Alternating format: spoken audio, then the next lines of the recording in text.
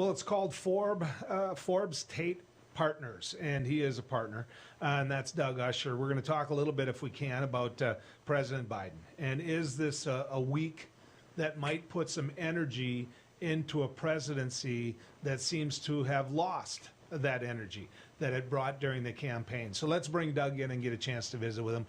Doug, good to have you coming down the road with us. Hey, great to be here, Joel. You're Joe Biden, and you woke up this morning. What were you thinking? A couple things. First is we got to get a deal done. Second is we got to get it done soon. This is basically the hallmark of his presidency.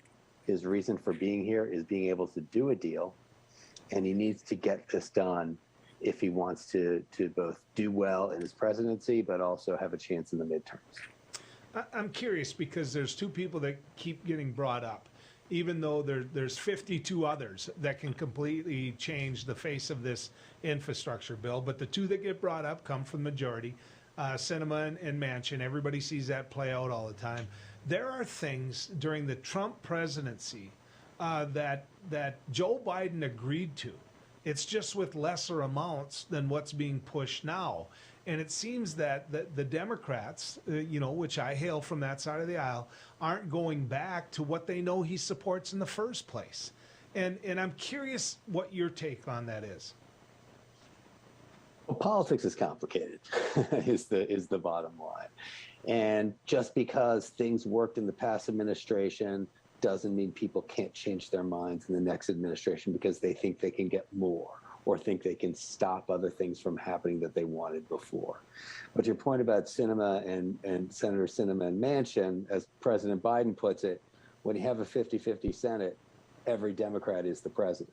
So there right now are the swing votes because all of the others have really committed to getting something done. So the difference, because everybody lumps those two together. I've met both of them. I don't know Senator Sinema the way I know Senator Manchin, but the difference in the motivation, the difference in the makeup, the difference in what it's going to take to make one or both of them move on Build Back Better. Give me your take on that as well. You know, if I knew how to move either of them, I'd be on the Hill right now making a lot of money for clients doing that. But I'll start by saying, if you look at the two, Manchin's been pretty consistent about what he's wanted and not wanted throughout. He has concerns about climate legislation that will hurt coal. He has general concerns about price tag, and then a few other specifics in terms of the taxation.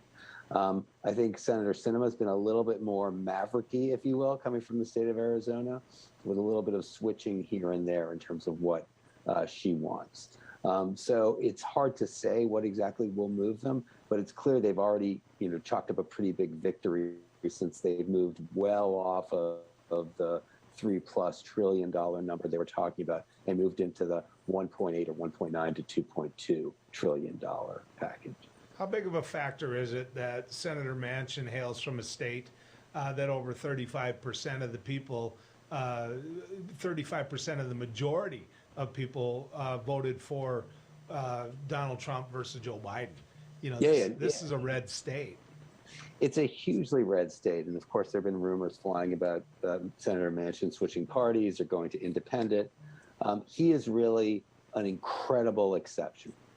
There are no longer, if you look across the country, senators or states that divide their vote between the presidential candidate and the Senate candidate. There are certainly places along the margin, but for him to have carried a state that, as you pointed out, the Democratic presidential campaign lost by 35 points shows just how beloved he is in the state.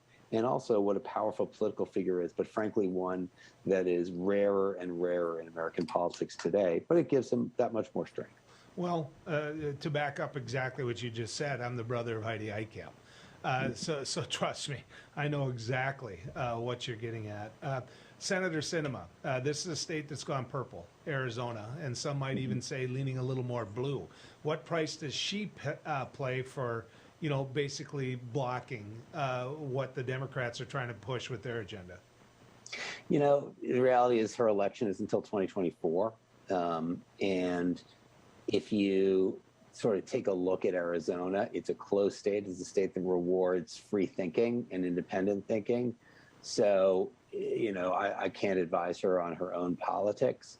But when this is all said and done, if she gets things that look like she's had a unique impact, she'll be in fine shape. The one hesitation is that there's talk of a challenge from the left in Arizona. But it's a long time from now until the primaries in 2024. So if and when this thing passes and becomes law, we're then going to have midterm elections. So the world may look a lot different when she's next up for re-election than it does today. So if he doesn't get a deal, if Biden, who was the master at bipartisan efforts in the Senate for all his time as a very young man that didn't qualify to be in the United States Senate until after the election, which then allowed him to run for the Senate. If he's able, after all those years of working in the Senate, if he's not able, I guess is the way I want to phrase this, to get something done, is his presidency done? I mean, it's tough to call a presidency done or not done, because in a lot of ways, even if he gets it done, it's hard to see anything else major happening between now and the midterms anyway. I think you're totally right to highlight the importance of this. It is a signature achievement. It's a narrative bending event if he can get it done. I'm actually fully believing that he can get it done. If you take a look at some of the major the major presidencies, the last three ones, Obama got his signature healthcare plan done.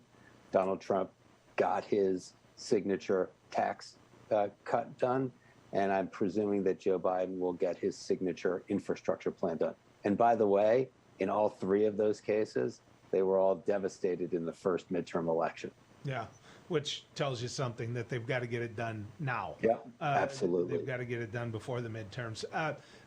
Let me ask you this: when you take a hard look at how the Democrats have played this, what their strategy has been, they keep referring to numbers. Numbers, instead of going through what is inside reconciliation, what is inside infrastructure. Living here in the Northland, we need roads, we need bridges, and we don't have enough people to pay for them. We need the federal government. I mean, we get back over $2 for every dollar we put in.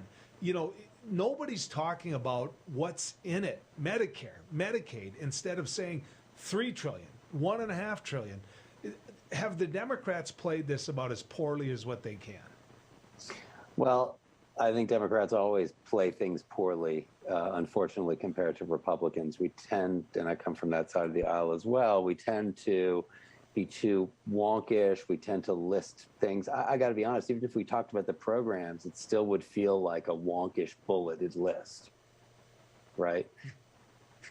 Well, feel like we've got roads and this and this. It would sort of feel like a manual rather than a chart, a path for victory. How much power do the new young liberals in the House have? Going into the midterms, they're safe. They're in safe districts. They're in very, very liberal districts. But there's a lot of people, as you just mentioned, that are going to be on the chopping block. Do they get that? Do they realize that by not moving, even though they have moved lately, I understand that, but by holding out, the longer they hold out, the less chance they do have of retaining that majority. I'm asking this worse than what I should. Are they abusing the power that they have by being that close in the House? I mean, the short answer is no, because they've gotten to date what they wanted, in that the bipartisan infrastructure plan would have passed long ago if they didn't demand for it to be tied to the broader Build Back Better plan. So, and looking at it now, that probably was a smart move by them, because it's hard to see how the Build Back Better plan would have gotten far if we had already committed to that spending. With that said, they're not going to get their climate goals. They're not going to get the same level of Medicare expansion than they might otherwise. It's hard to see how they get Social Security drug negotiation. But it's also clear that They have more strength than the moderates do. They have an influence over the debate in ways that, progressives have not had as much of power. Now, with that said, finally, it's if you look historically, it's going to be a bit of a tough road for Democrats in the fall, and then in the fall of 2022. And so, who's to blame? Everyone's going to point their finger. They'll probably point it loudest at the progressives because they tend to be the ones that take the most blame when things don't go well. But they've definitely left a mark this time. So when I think of leaders in the United States Congress, when I think of leaders in the House, there's two names that I think of when it comes to getting through what they want to get through when they need it to get through. And that's Tip O'Neill and that's Nancy Pelosi. I don't think there's ever been two leaders that can count noses the way they can. What must Nancy Pelosi be doing right now to make sure that she's able, with such a diverse caucus, to get this done? I have no idea how she does it. And presuming they pass this infrastructure plan, Nancy Pelosi will go down as one of the, if not the most consequential speakers in history, if you look at what has happened over the last 10 years between Obamacare, the Affordable Care Act, Build Back Better, the infrastructure plan, bipartisan infrastructure plan, all of the COVID relief bills. The amount that she has managed to get passed through at a time when legislation is not easy and probably the hardest it's ever been is just amazing. And part of the reason she's such a scare tactic for the right is how successful she has been, not just at being a liberal or anything like that. Leave all that aside, of getting legislation passed. It's hard to see how Kevin McCarthy could pass a naming of a post office, let alone, trillions of dollars worth of federal spending. Doug, I appreciate you coming on with us. Great conversation. Hopefully, from my side of the aisle, hopefully we're going to find some results soon. So thanks for coming on.